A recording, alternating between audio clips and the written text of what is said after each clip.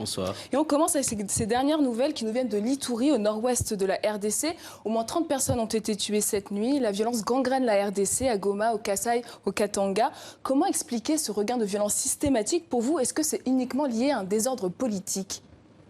Je pense que c'est lié à un certain nombre de facteurs qui ne peuvent pas être limités au désordre politique.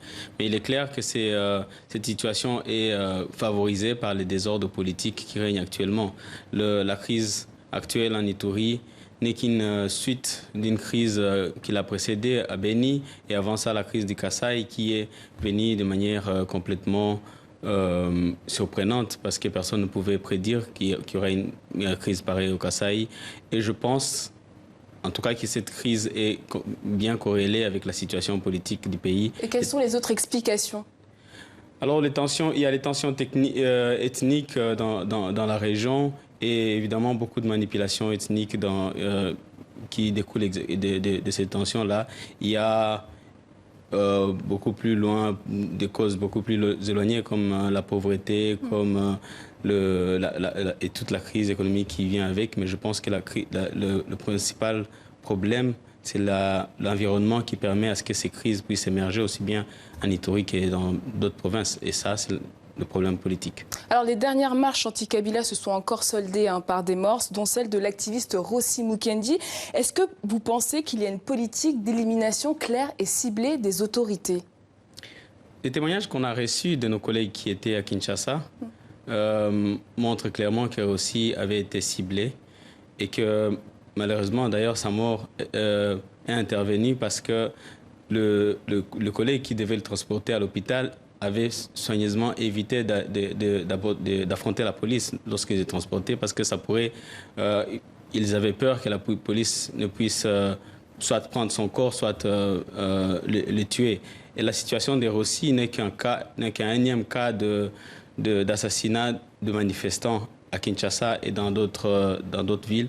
On a de plus en plus d'indications que des activistes seraient ciblés. Vous faites partie des personnes ciblées, vous? Alors, je souhaiterais ne pas en faire partie, je souhaiterais que personne n'en fasse partie, mais malheureusement, il semble qu'il y a plusieurs d'entre nous, moi y compris, qui sommes ciblés par... Alors, à chaque manifestation, il y a des morts. Ne faut-il pas sortir de l'escalade de la violence, trouver une solution politique en dehors de la rue? Alors, d'abord, les manifestants ne sont pas ceux qui sont auteurs de cette violence-là. Ils sont victimes de cette violence-là. Manifester est un droit constitutionnel auquel on ne peut renoncer. Et s'il faut qu'il y ait quelqu'un qui sorte de cette escalade de la violence, c'est plutôt le régime en place qui envoie à chaque fois des escadrons de la mort, comme on les appelle maintenant, la police, les services de sécurité, pour venir tuer et causer beaucoup de troubles de part de manifestations. Je pense que le gouvernement congolais doit simplement ouvrir l'espace politique, laisser aux manifestants le soin d'exprimer librement, pacifiquement ce qu'ils ont à exprimer et il n'y aura pas de violence. Si le gouvernement s'est tenu à respecter la loi, la Constitution, je pense qu'il n'y aurait absolument pas de violence. Alors toujours est-il que les autorités ont annoncé la fin de l'enrôlement fin janvier, même au Kasaï. Est-ce que selon vous, toutes les conditions sont réunies pour organiser des élections en décembre? Absolument pas. Les gens ont tendance à réduire le processus électoral au simple fait d'organiser le vote. Ça veut dire de prendre un bulletin, de le mettre dans une urne.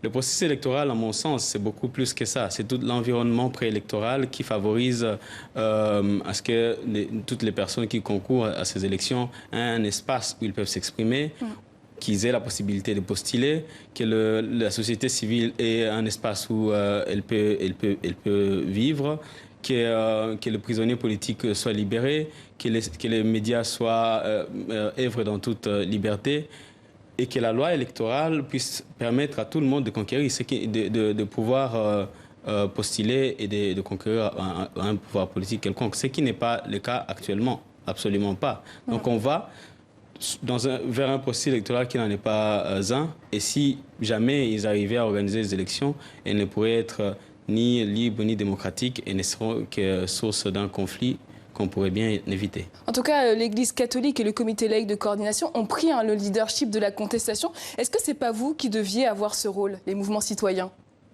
Alors, je dirais que l'Église catholique et les laïcs sont venus compléter ce que le mouvement citoyen, et d'abord, avant nous, d'autres forces avaient fait. Je les félicite énormément et nous travaillons très étroitement sur la mobilisation un peu partout au pays avec eux. C'est une excellente chose que l'Église prenne enfin conscience de son rôle, des leaderships au sein de la société civile et qu'elle appelle. Je pense que l'union de forces ne peut que renforcer le message et la puissance de la force de la société. Un leadership partagé. Donc merci Fred Boma de la Lucha d'être venu sur le plateau de TV5 Monde. Merci à vous.